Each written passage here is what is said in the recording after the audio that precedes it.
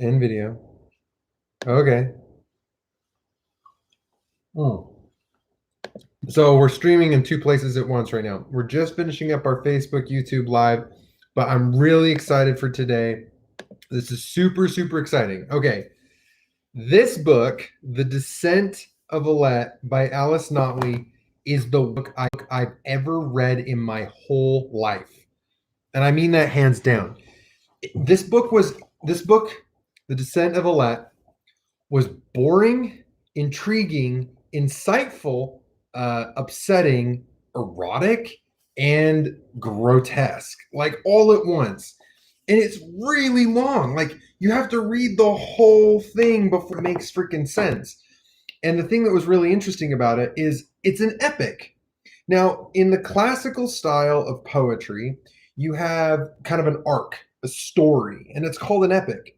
Now, the way that an epic works is usually there's a hero, and they have some trials, and they have some tribulations, and they slowly descend down this story of battles and difficulty, and then eventually they usually end up in the underworld. And then after they've ended up in the underworld, they usually come up, fight the final baddie, and then they win. So that's essentially what this book does. But it does it from a very different perspective. This is a book that kind of sits in the realm of what would be called feminist literature. I mean, it does say that in the back, but as you go through it, you can see why it is that why they would label that, and why you too would also feel that The Descent of Alette is a feminist epic about Alette. So let's dive right into it. Let's get into this book. Let's talk about it and all the craziness that I'd experienced over the last 2 days. So, The Descent of Alette. It starts out with this gal. Well, you think it's a gal. Maybe it's a gal. Maybe the cover is what exposes it that she is a woman. But as you read it, you learn she's a woman. She starts out in this place that's full of subways, like subway cars. And it's weird. It's a really let me just read you something small. And the way that she does this is really, really bizarre. What's so bizarre about it is that she does these poetic breaks over and over and over and over. She does these poetic breaks. Like, when you're reading a poem and you're like, uh, one day I awoke, and then you go to the next line and found myself on. She doesn't do that. She just does quotation mark after quotation mark after quotation mark, and it's this really weird effect. Um, I I wonder if I'm not going to try and show you with the camera because that doesn't really make a whole lot of sense. I'll see if I can't make an example of it real fast. This light is got to go. Okay, let me grab the tip ritter. So what she does is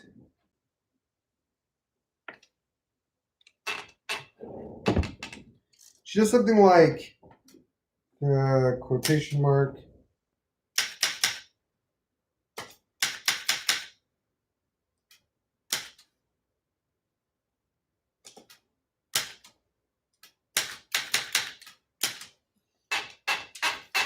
I know you can't see this very well, but we'll try. Okay, do you see how I have those quotation marks like that? I know that's backwards, but essentially she does quote the poem, quote space, quote prose. And she does that for 150 pages. And it's just like boom, boom, boom, boom, boom. Anyway, it was a lot to try and handle because it slows your progress.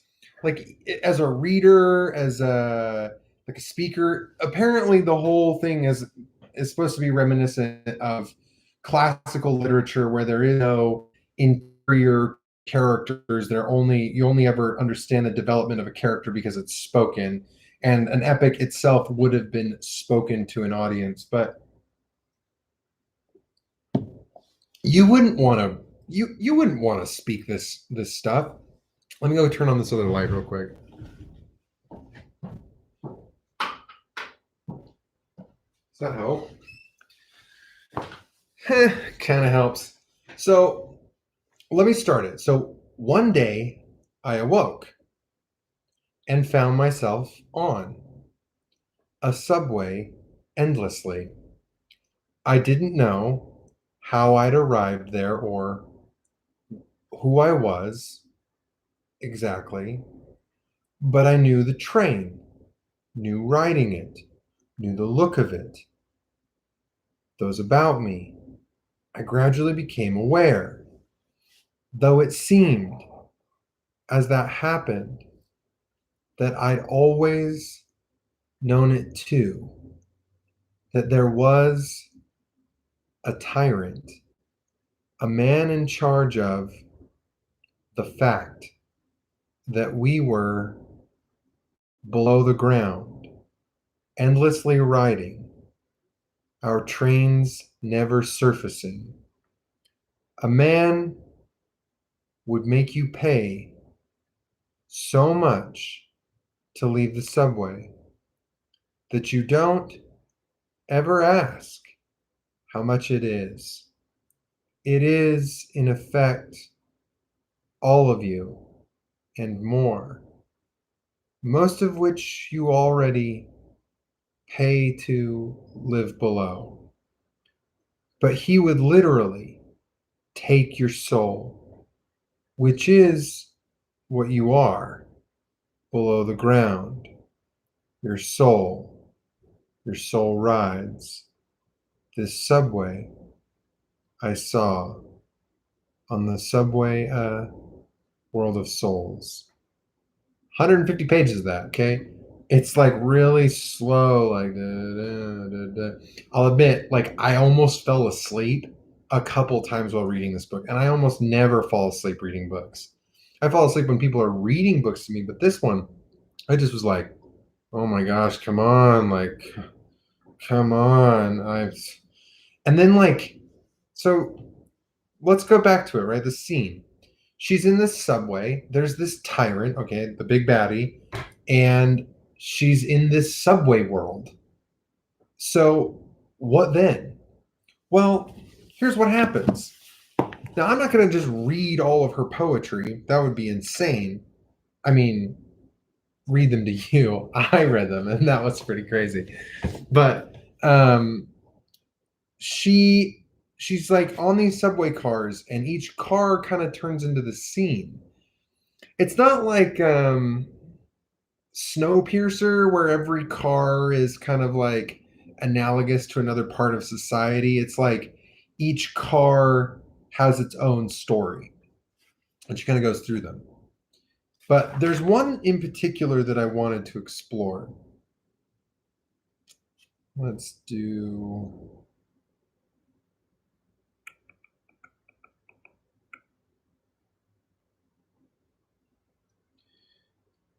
Yeah, okay, here we go.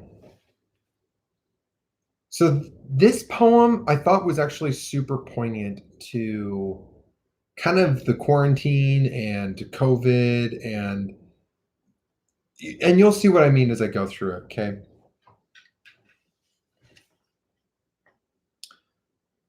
A while before I entered the subway, all money underground became diseased.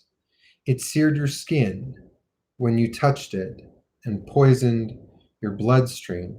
Within days, you would die. Thus, all money was taken by people in special suits and burned. No more was issued. Here below, so money became invisible. Invisible money began to change hands. Paid in invisible. Things paid for by invisible. Everyone knows. Everyone knows. If you have it or not. If you have it or not.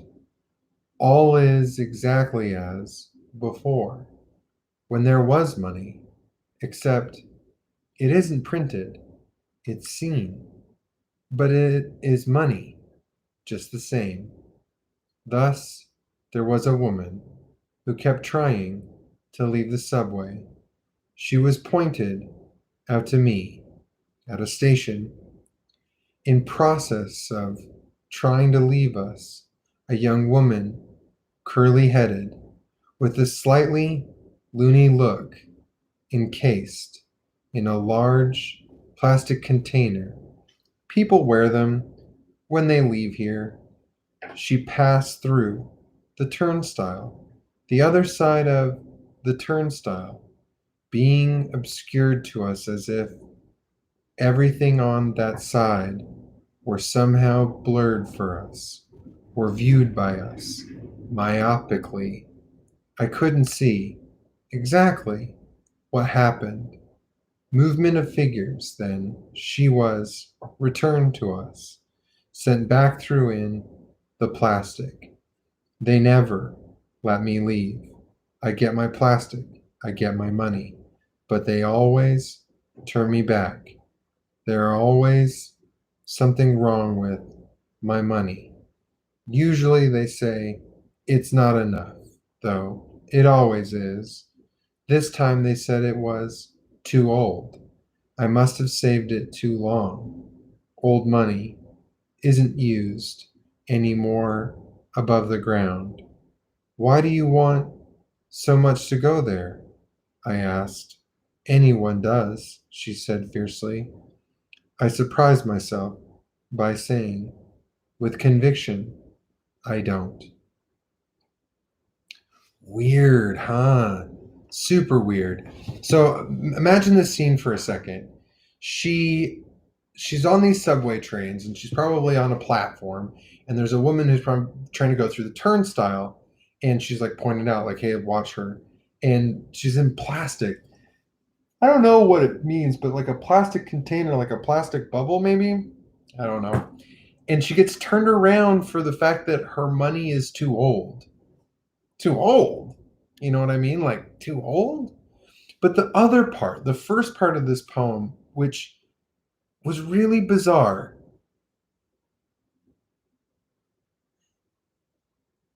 All money underground became diseased. So weird.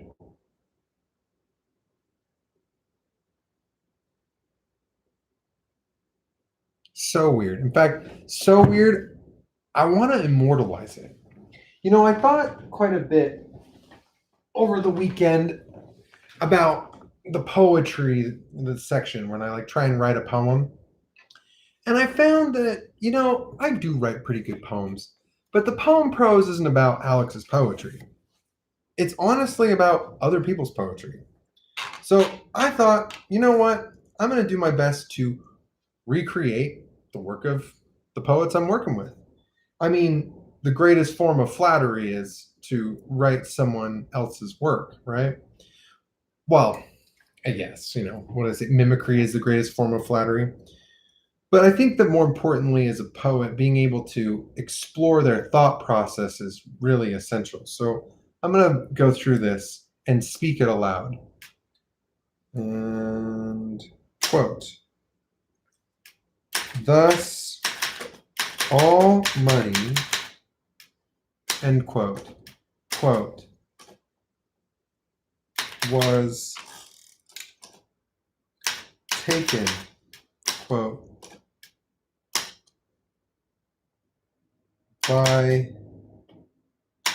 people in, quote, quote, special suits and, quote,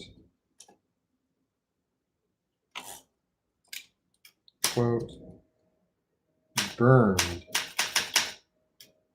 quote, quote, no more was issued, quote,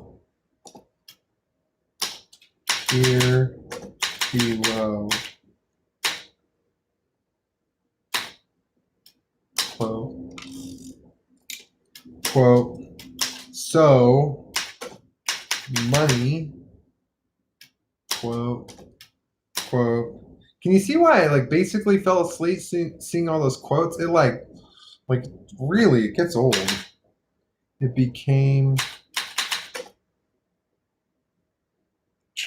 I don't have enough room for that. invisible quote. Oh, invisible money quote began to change hands. Quote paid quote in invisible quote things paid for quote by invisible.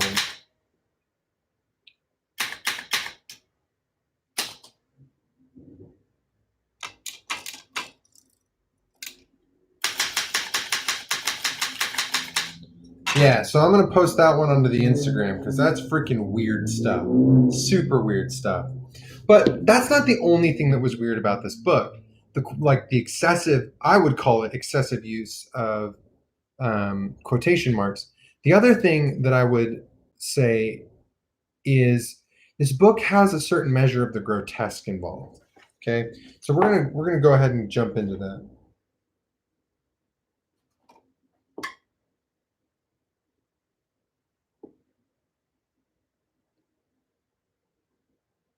Okay, here we go.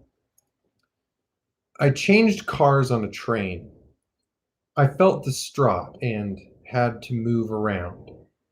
There was something trying in my head to swim up. A bad dream. Then I screamed. It was leaving my head.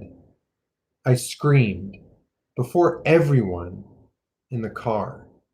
It had burst out of me, and we could see it.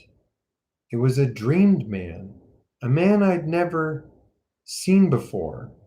He was young, I guess, handsome, dark haired, brown eyes. He had a knife and killed himself. Before us, with a knife, he stabbed his own neck deeply.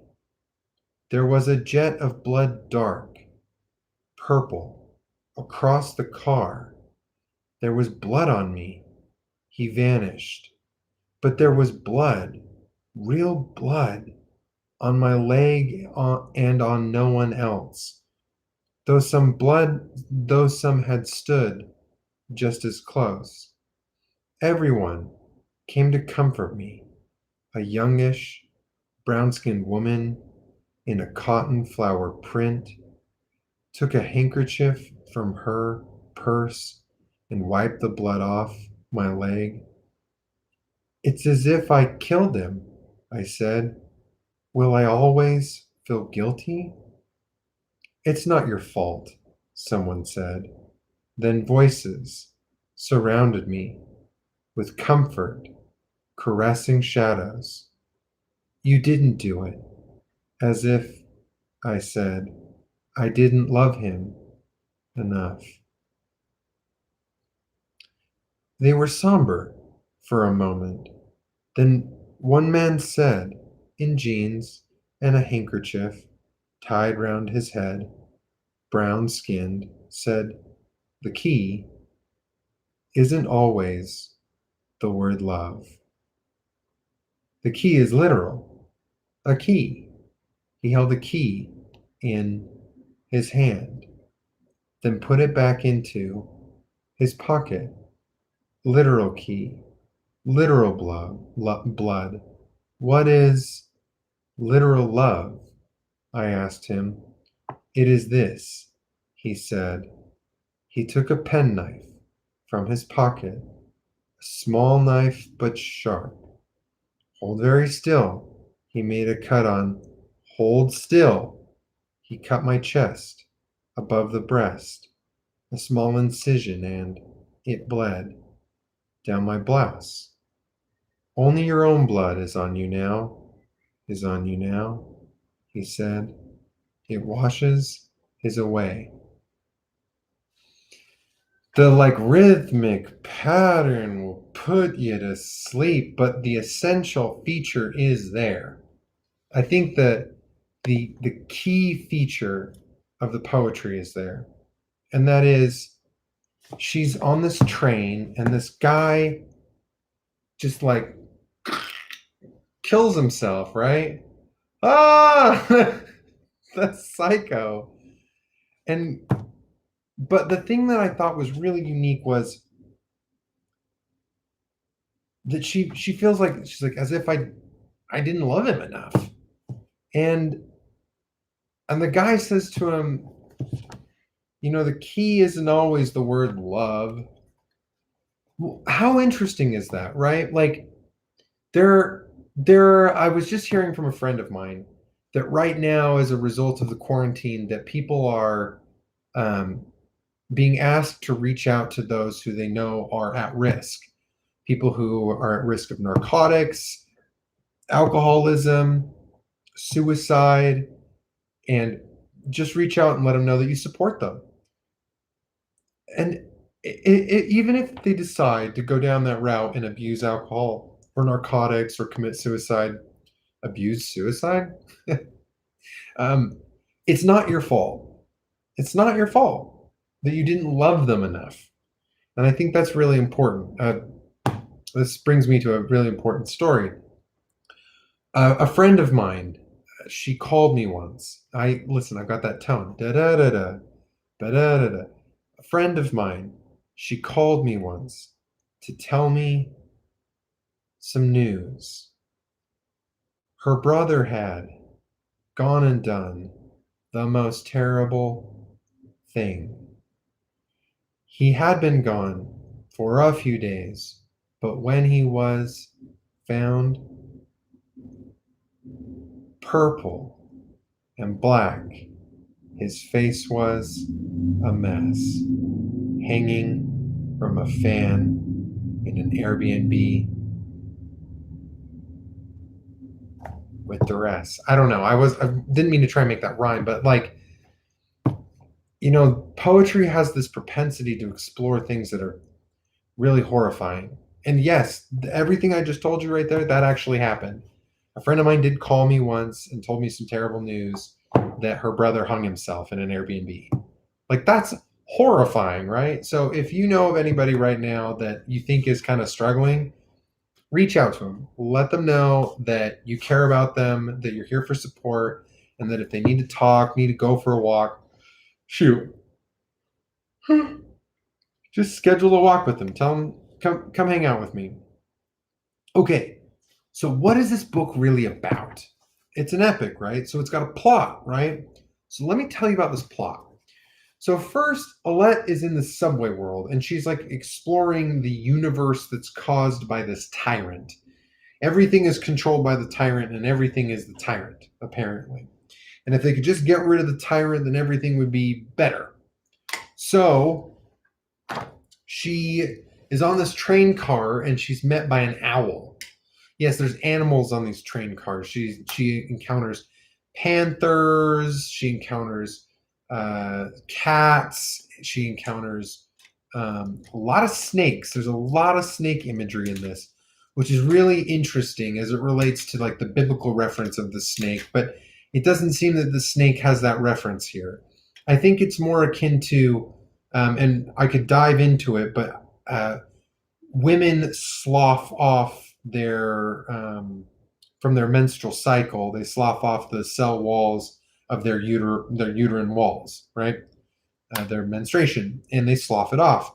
Snakes are very similar. I own a snake, and not every month, but every couple of months, she'll just dry up, all the exterior portion of her scales will dry up, and then they just gotta just shed right off. It just sloughs off. It's really crazy.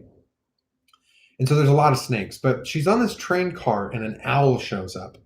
And the owl says to her that She needs to go deeper. We must go deeper. We need to go deeper into all of this and expose the deep, and then we need to destroy the tyrant. And in order to do this, she's like, okay, well, just tell me how to do it. So she gets on the subway train, and she rides it, and eventually gets to this last platform where it says, from here on out, all boundaries of who you are going to disappear. You're going to you're going to disappear essentially. And so train car goes light, goes into the dark, and she enters into this very different world where, oh, I'm like yawning because it's like the story put me to sleep because it's so weird, and it's this intonation of it is so slow. But the train car, it starts to shed its like exterior, and it becomes like the body of a snake, and she's let off in this like land where there's mountains, and she's like beckoned by this guy, like, oh, come check out these caves. And so she goes into the caves, and what ensues of these caves is freaking bizarre. It's like, I mean, it's safe to say that, well, I'll just use what he actually says in book two. Um, so she goes over to the mountain, and then the man is like, uh, she asks, can you tell me more clearly what these caves are? And he's like, I can't be that clear, but they are something like our middle depths, our middle psyche, if you prefer. You must pass through them on your way to your deepest origin. So, where is she going? So, she more or less is seeking what could be called the mother, right? Like this abstracted or like concept of the mother, like the very first mother, the mom that lives in the dark, in the deepness of her soul. I'm just going with it, okay, because it's a crazy story. So then, she talks to the guy, middle depths, whatever. And when she goes through these caves, like the middle of your psyche, and I'm going to use my head as a section of it, right? You have like the upper portion of your psyche, and if we extend this metaphor even farther, we could say that the subway world is the one of the mind, right? The neural pathways, the images, the things that we see in our day-to-day life. And then when she gets to the middle regions, the regions of the heart, she starts feeling things and starts experiencing things. And I will tell you what, some of the things that she experiences are freaky. Like, look at my face right now. Freaky stuff. I mean, yes, the story was basically putting me to sleep, but constantly I kept finding myself go, okay, all right, okay. And I just kept finding myself doing that. So, like, if you're looking for a book that'll make you kind of go, what am I reading? This is definitely that. It's pretty weird. So she's in these heart regions, and let me see if I can find one real quick. It's really good.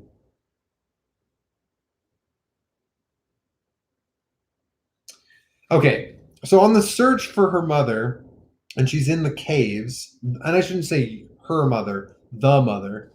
She entered a cave which was empty, except for a rather small snake on the floor. Perhaps a foot long, brown and plain, it slid towards me, lifted up its head. It had spare black friendly features, dot eyes, and a linear mouth, and said in a high pitched but sexless, amusing voice, a snake is just a snake. A snake has snake toys, knows snake songs, and is a snake. May I ask you a question since you are here? I said. The snake nodded. What is the divine neutral principle? Do you know? Since what these caves do is know, and you are in one. Well, the snake said, a snake has a snake god, not neutral. It is scaly, though I guess it has no sex, and that's all I know. Then are you, I asked, a clue To the woman I'm looking for, a lost first mother, an Eve unlike Eve, or anyone whose name we know, a depiction of me, the snake said, will help you find her. When the time comes, oracularly speaking, my symbol will mark her place. And some may say, I am her. Obviously, I'm not. Remember me here when you can, when you want to laugh. Humor is closer to the divine than you might think. The trouble is, when you're laughing, you don't always bother with anything else like thinking, like helping. Excuse me, I have to go. I must return to the snake world. It then disappeared, leaving behind a molted snakeskin that evaporated into a pile of dust, with a faint, stinky odor which made me laugh. Like, what? What am I reading, right?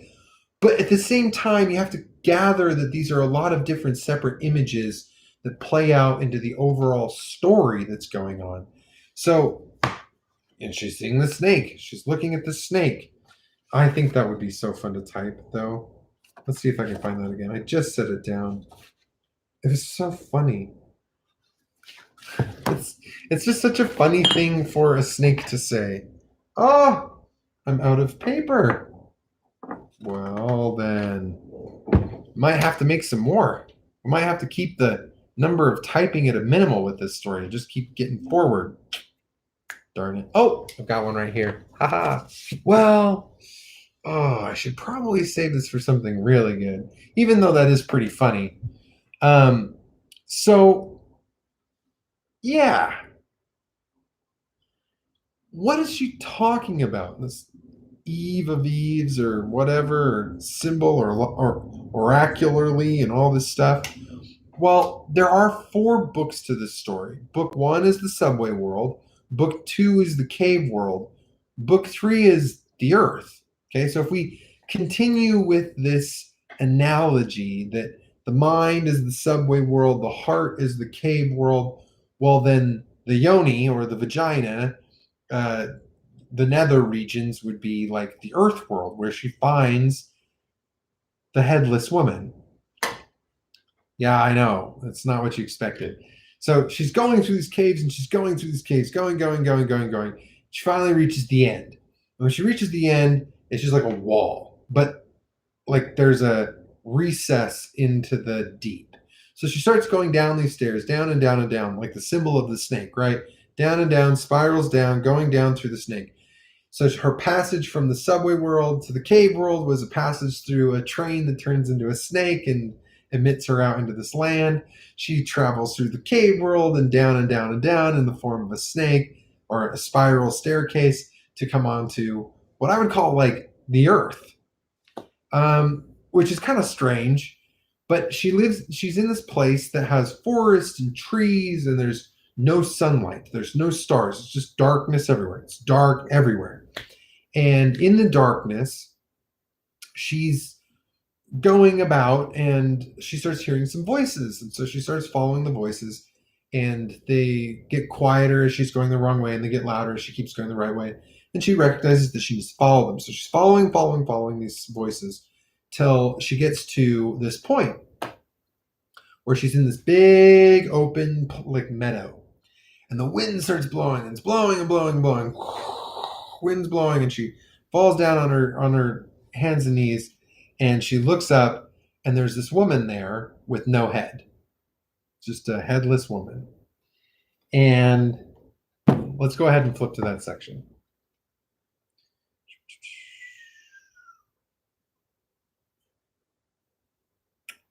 Um,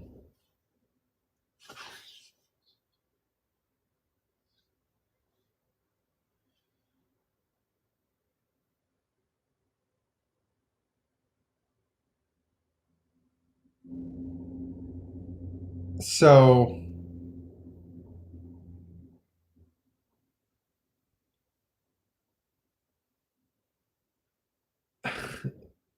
it's weird, guys. I appreciate your patience. It's weird.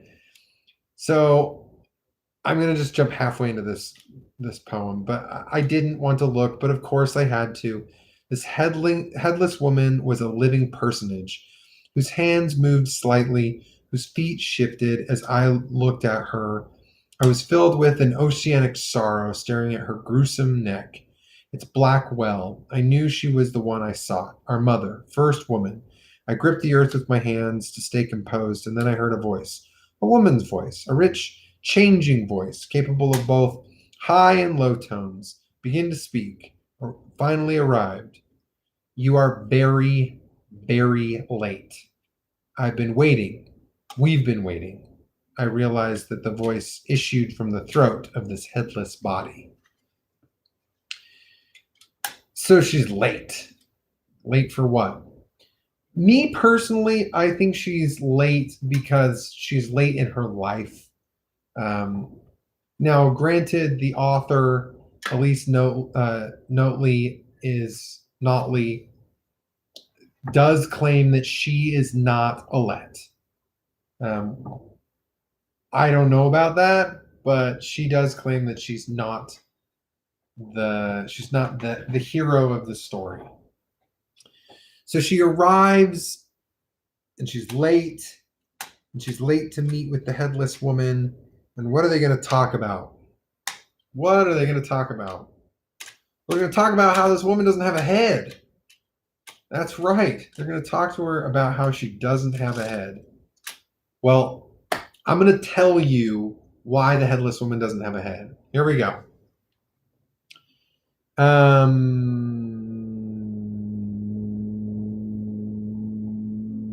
Let's see. Here we go. I thought you would be intact here, I said. I thought there was a place where everything was intact, and this was the place. Perhaps you are intact somewhere, but I'm not, she said. Tell me what happened, I said. I'll try, she said. In the beginning of the world, there was a whole edgeless entity, sea of dreaming, of floating, changeable shape. After a while was differentiation, as if pieces of water became fish, as if air became birds. I can't remember. It keeps escaping me. But the sexes came to be in pleasure, in glee. There was much of what you'd call obscenity at the beginning. Much orgasmic sensation permeated the eternal entity. And when there came to be two human sexes, there was a sharpening, a clarifying of the pleasures of existing. The edges of our forms made us shiver in gasps. This sounds so vague. I guess. Then something happened to the male, perhaps because he didn't give birth. He lost his connection to the beginning of the world, to freshness of sensation, to sensations being soul, became a fetishist, a thinker, a war maker, a ruler, made me dance naked alone before all men, any man on a stage, a spotlight stage, made lewdness lose its mutuality, its holy aura.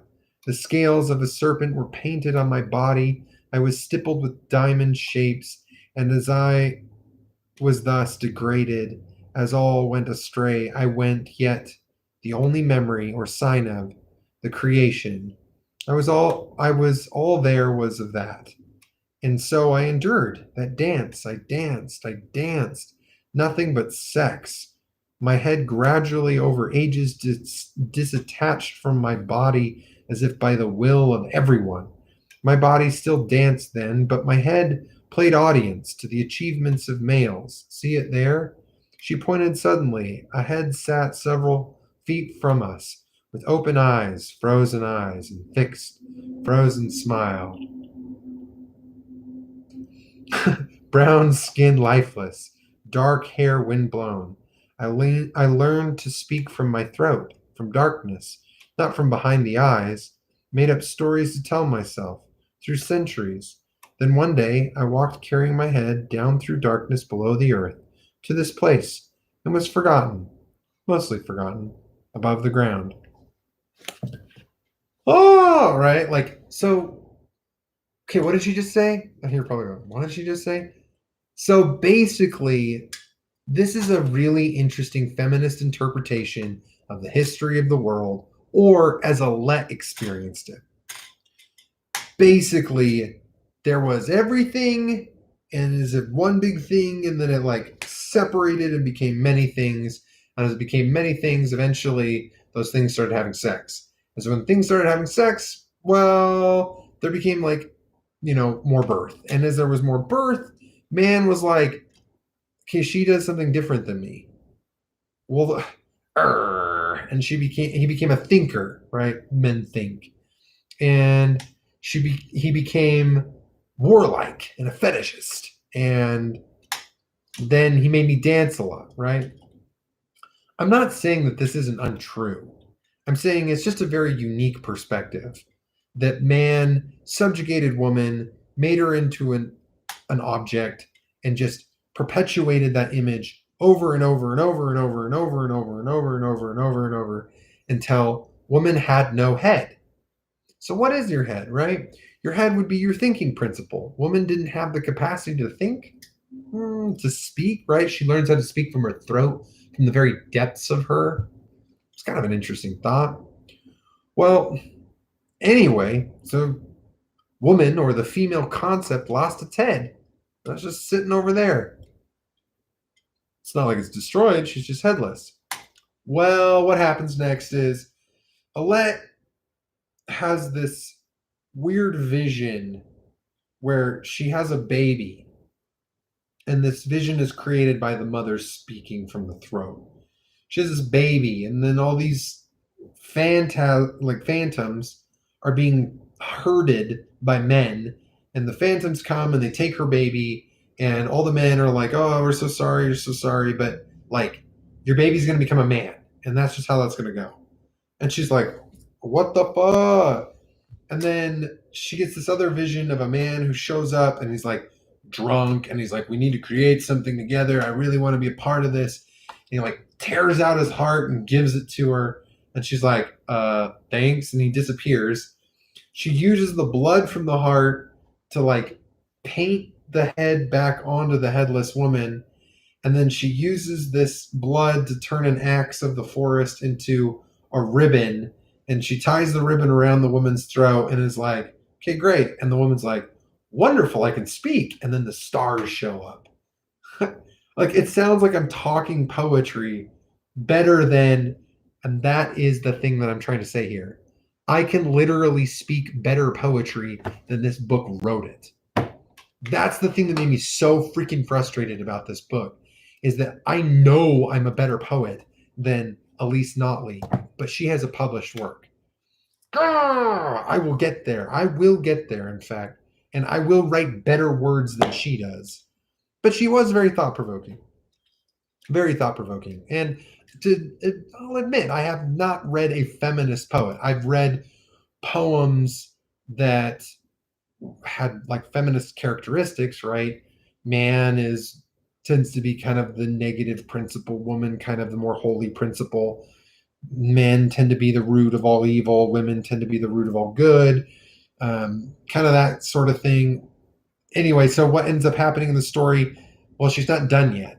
So she's like going on her way because the headless woman tells her, go on your way. She goes on her way and she runs into the owl again. And she realizes, oh my gosh, I think this owl is my father. And I think in some ways that Alice Notley, she reconciles a lot of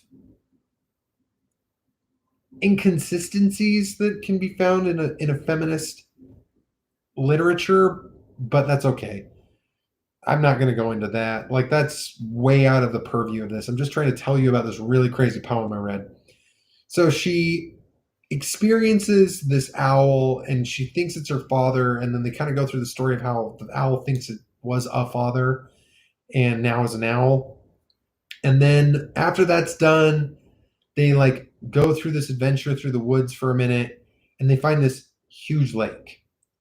And the lake is nothingness. It's the void. It's the emptiness. It's death. It's the end. And she's prompted to look into it, and she looks into it, and her eyes are the only thing she sees into it. And then the eyes start duplicating, and then there's just the whole thing is full of eyes, and then the eyes start forming pictures and images, And she starts seeing this story, and the owl's like, okay, now you need to go into it, and like drags her into the lake and like drops her off. And when she's in there, she's like in all darkness. She's like, oh my gosh, everything is all dark. And they're like, yeah, it's all dark here. You don't have a vagina, by the way, and your eyes are now giant black flowers, carnations. And she's like, okay. And then she sees this light, and she's like, I can see a light. And they're like, no, you can't. She's like, no, really, I can see a light. And they're like, okay, we got to go. And then she's in lightness itself. And you're like, okay, this is a transformation. She's going through a transformation. She is about to ascend to her final power. She becomes an owl. Not like an owl exactly, but she has many characteristics of an owl, or that she can like bring them forward. Like she has a beak, but not really, because she has lips, and she has wings, but not really, because she has hands, and she has talons, but not really. Anyway, so she like wakes up on shore after this transformation, and the owl's like, "Okay, you're awake," and she's like, "Yeah, I'm awake." He's like, "Great, I need to give you talons." And he like digs into her skin and like pulls these talons out of her hands. He's like, "Okay, now you got talons," but then they're gone. He's like, "You can use them whenever you want." And she's like, "Okay, now what?" And he's like, "Okay, you got to go kill the tyrant." And she's like, "Okay, how do we do that?" And he's like, "We just go up this tree." And she's like, okay. And so they like fly up this huge tree that has no branches, and they fly and fly. And then the tree stops, and then they're going through this tunnel, this vertical tunnel. They're just like going up it. And he's like, okay, we're about to reach the basement of the tyrant's home. There's a hole, and you can fit into it. And she like gets into it, and she's like, okay, I hate goodbyes. This sucks. I hate this goodbye. And he's like, just go kill the tyrant. And she's like, okay. Well, earlier in the caves, she has like this like lapis heart, and she like arrives at this door, and the tyrant throws open this door, and he's like, well, you're rather presumptuous, and like steals the heart. And he's like, come on inside. So they go inside, and it's kind of what you'd expect out of like a really big, horrifying horror story. More like, honestly, I wish I had more room to go into this, but it's a lot like House of Leaves, where it's like this massive house, and it just keeps growing and growing and growing, and they explore all these different aspects of the tyrant. Oh yeah, this is also book 4 of the story. They're exploring the tyrant and what he is, and he lives in everyone, and he's also of everything. But that's not necessarily true, because we learn from her experience of going into the void and then to being bathed in light that the tyrant was never there. So basically, like, this tyrant doesn't have unlimited control over reality, even though he keeps lying to her and saying he does. Kind of like in the Labyrinth, which is also an epic in itself, where it's not necessarily a feminist epic. It could be construed as such. She gets to the end, and she looks at David Bowie, giant crotched, wearing tights, big haired David Bowie, and she says to him, "You have no power over me." And then, like, boom, like David Bowie's gone. Well, in a very similar way, like, she like is like, you really probably are vulnerable. And he's like, no, I'm not. Where do you want to go next? And they're like, anywhere. So she's like, let's go to the subway.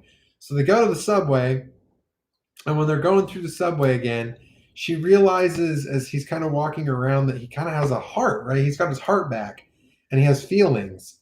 And as he has feelings, he kind of wants to show her stuff. And so he shows her this river that's full of blood. And she's like, okay, so this is your blood, apparently, right? And he's like, yeah, this is my blood. She's like, so then it has to come from something. And so she like flies, right? Because she's an owl. She just starts flying, and she's flying, and she's flying, and the tyrant's like chasing after her, and then he like gets on this motorized vehicle, and he's like driving after her, and he's like, wait. And they finally get to this like huge grotto that's supposed to be the heart, and she's like clawing at the grotto, trying to get it to bleed, and it won't bleed enough to kill him. And he's like, you think you can kill me? And then he's all tired because now he's got like scratches on his body, and he like lays down and falls asleep next to this bush. And he's like mumbling about the bush in his sleep. And she's like, you know what? I think that this is This is the source. And so she starts tearing at this bush, like trying to tear him out, and then like pulls most of it out except for one root, and then she like uses her talons and slashes at the root, and then he's dying. He like wakes up and he's dying, and oh no, he's dying, and she like they like kind of transcend from there, like they leave the subway and they go up on ground and they see that the sky is now full of light and it's like renewed, and the tyrant is just like a cloth figure, and ta-da, she wins. And then like the subways break apart and all these animals crawl out and all these souls that were stuck in the underworld come out, and it's assumed that the headless mother maybe comes out, maybe. Anyway, it's a really long story, and I'm glad you stayed with me for a freaking hour for it. It's like way, way long. I didn't like this book, and I really like this book. It was really fun to think about, like conceptually, the concepts are there, but like the actual text is a nightmare. Literally, I think it's an actual nightmare. I think she had a dream that was precipitated by her understandings of being a woman and trying to navigate what she perceives of as the patriarchy. And yeah, it's really, really long. I wanted to talk more about this book, but I talked for an hour about it. I kind of wanted to explore the concepts of it a little bit more, but I don't want to. It's I'd rather like think about it. You know what I mean? And maybe that's like the man in me. He wants to just think about everything. But I'd rather not get super invested into this story anymore. It took me 2 days, hours in fact, to get it done, and now I'm done. Cool. Right? You're probably cool. Way to go, dude. So if you want to read a really bizarre book that's a feminist epic, The Descent of Alette. I know that my review isn't that empowering, but there you have it. So what next? I have a surprise. Let me set this typewriter off my lap. Here we go.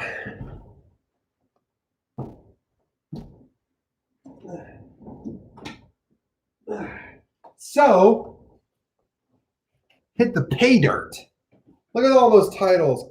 Bam! The bookstore across from my house has this wall of free books for the month of April because April is poetry month. Well, it's also quarantine month or whatever, but and everybody just needs poetry, right? Well, it doesn't have poetry. It's got a lot of stuff there. But I dug through it and I dug out like 15 books. 15 books. That's the next 3 weeks of episodes. And I'm stoked. Well, it'll be this week and the 2 weeks there are preceding. And so I'm very excited about this poetry. It's going to be way more interesting than The Descent of Alette. While thought-provoking, not my favorite. It's not my favorite. We're going to be reading from men and women, American and otherwise, and I think it's going to be a lot of fun. So join me, boom, for the next 2 weeks. We're going to explore a lot more fun poetry. We're probably going to do a lot more typing and exploring the forms of these poets, because to be quite honest, I wrote one poem of Alice Notley, and that's enough for me. Thank you so much for joining me. I really do appreciate it. It's a lot of fun to be going through Poetry Hour. This is a big part of my life now, and I'm really grateful to be a part of your life too. So if you know of anybody who'd be interested in being a part of Poetry Hour, please share this with them. It means a lot to me. If there's particular poetry you want me to observe or check out, I'd love to go try and find it. If there's a particular poem, poet, author that's done poetry, composer, we did that one. That was kind of fun. That's done poetry. Love to check it out. I know that this is a rushed ending, but I need to go. I have other things that I've got to do today. So thanks so much. Love you guys. Take it easy. Bye-bye.